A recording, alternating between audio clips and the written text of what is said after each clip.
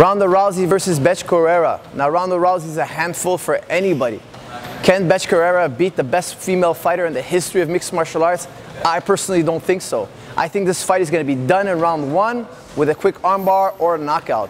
Now Ronda Rousey said in interviews that she wants to torture Bethe Correia. She wants to take her in deep rounds and punish her, and is going to toy with her and teach her a big lesson.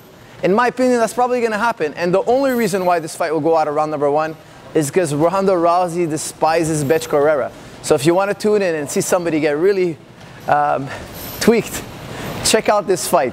Now, to make this more interesting, I'm going to show you a couple of moves to look out for, and keep an eye on Ronda Rousey because these are the things I think she's going to be doing. First up on the list for Ronda Rousey is her deadly headlock throw. Not one person has been able to survive it. If she gets a wrap around your head, she's either going to knock you down with the headlock throw or follow it up with a foot sweep. Nobody's been able to stop this combination. She's a silver medalist from the Olympics, and I doubt Bethe Correia will stand a chance. Clinches happen in fights, and Ronda's the clinching king.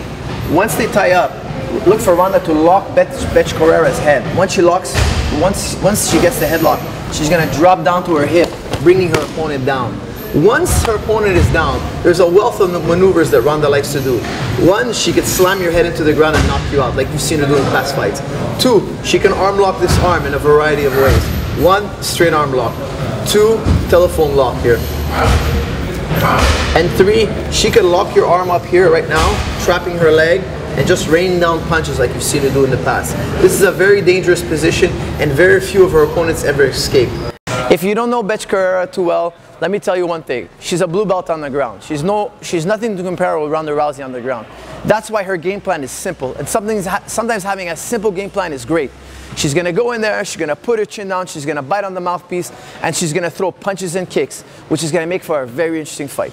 Next in Ronda Rousey's bag of tricks is her famous armbar. Not only does she have the best armbar in the female category, she probably has the best armbar at all of UFC. Look for her to take Bethe's arm whenever she pleases, and whatever Bethe tries to do to defend, Ronda's seen it before and has 100 counters for it. In the fight, look for Ronda Rousey to get dominant positions. From dominant positions like the back attack here, look for Ronda Rousey to hunt for the armbar like she always does. Watch her, she may be looking to walk her hands across the mat, drive her opponents to the mat. See, if I drive my opponent to the mat here and break him down, I can lock right into an armbar. Just like so. Okay. But if my opponent resists as well, Ronda's very seasoned in the armbar. If she tries to knock her opponent down and her opponent gives her resistance, look for her to slide her arm inside, put her instep on the back of the neck, and rotate to the power position. Her opponent's hands will be locked. She's going to look for the foot. She's going to bend the foot and ride the hips on top of her hips. Once the hips are on top of her hips, it's going to be an easy roll right into armbar from the top here. Once she gets here, look for her to split the arms in a variety of ways. As she splits the arm, it's going to be all over for Bethe Correia.